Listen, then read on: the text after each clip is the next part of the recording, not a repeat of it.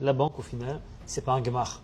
C'est pas le Gmilut Hassani. La banque, c'est un business qui vend de l'argent. La banque, elle veut chercher à vendre, surtout dans le secteur des crédits immobiliers, qui est le secteur où il y a le plus de bénéfices pour les banques, de vendre le plus possible et de les vendre le plus cher possible. Ils sont rémunérés à la banque par rapport à leurs résultats. Combien de dossiers ils vont réussir à faire? Donc, combien est-ce qu'ils vont vendre un dossier? Mettons, tu veux prendre 1 million de shekels en mashkenta. Combien au final la banque, quel bénéfice chaque banquier va réussir à amener sur chaque dossier? Tu veux dire que le banquier, il a tout intérêt, sans faire de mauvais jeu de mots, à vendre le plus cher possible le prêt qu'il va accorder au particulier?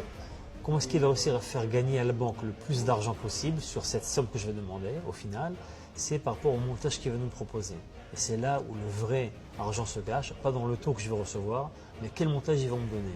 En France, on a l'habitude de tout fixe, clair, c'est limpide, on sait ce qu'on a, il n'y a pas de surprise.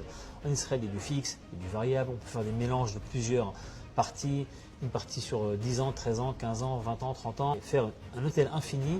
Si les gens ne comprennent pas, ils voient quoi? Quel taux je vais avoir?